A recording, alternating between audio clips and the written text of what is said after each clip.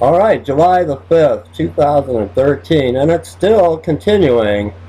Hundreds of animals, fish, and birds are mysteriously found dead in Florida. Here's the headline. I'll put the link below for you all. Something fishy. Hundreds of animals, fish, and birds from Florida natural lagoon are mysteriously dead.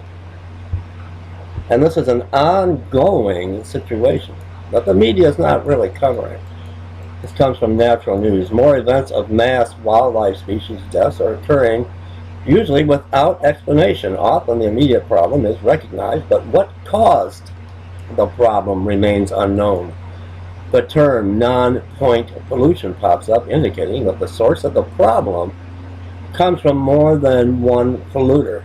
Although several usual suspects are named and gathered in the media, they are merely loosely discussed but not seriously investigated by journalists, government agencies, or legal authorities. Industrial representatives routinely influence media and government to ignore the situation or, at best, go through the motions, skim the event surface, and leave with nothing conclusive. Either way, there's no accountability or environmental resolution.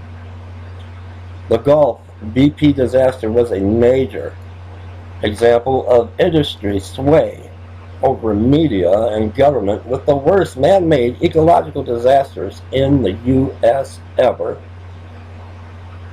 The recent Indian Creek Lagoon crisis in the central east coast of Florida is an enormous ecological disaster that some consider an inexplicable natural occurrence, while others call it a non-point, multi-source pollution problem. But something is fishy about the circumstances that precipitated this incident. The Indian Creek killing fields. The Indian River Lagoon stretches out for 156 miles along the eastern Florida coast and has been a leading North American haven of biodiversity, with 600 species of fish and sea mammals and 300 species of birds. They are all in jeopardy now.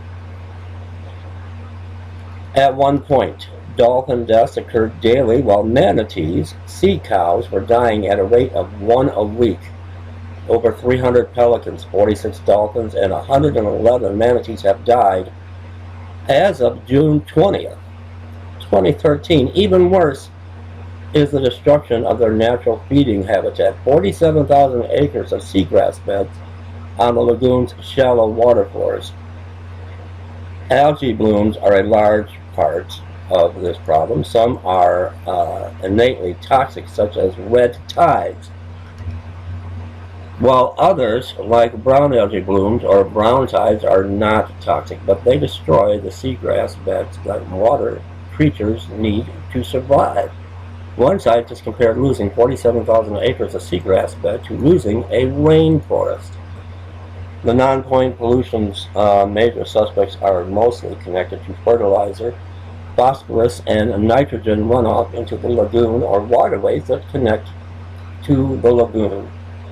Central Florida is host to a large phosphate mining and fertilizer production industry.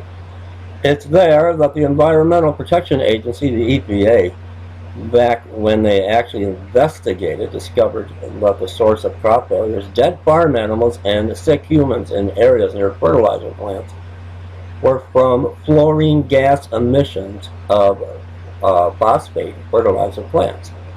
So the EPA, back when they had teeth, mandated those plants and installed scrubbers to trap toxic fluorine gases. The fluoride is what they're using on the American people. So we're talking about toxic fluorine gases on the wildlife. But where to dump those scrub toxins cheaply?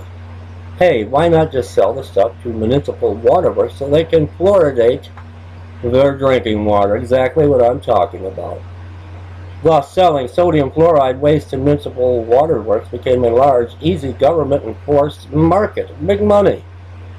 How much this industry contributes to sudden algae blooms that kill off sea life indirectly and or directly is not easy to determine, but earthjustice.org, with the slogan on its logo of "Because the Earth Needs a Good Lawyer," puts it in this way: powerful interests who profit from free disposal of pollutants in public waterways are fighting new standards, and they have allies in Congress and in Tallahassee, Florida state capitol.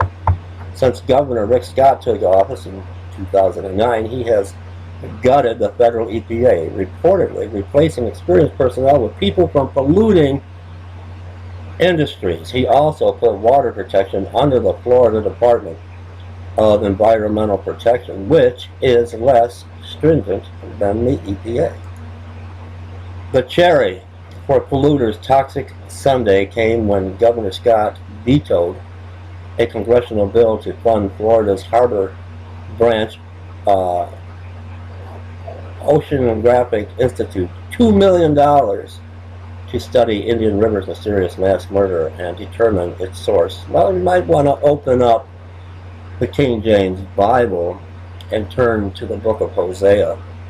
That might be one place to start your investigation.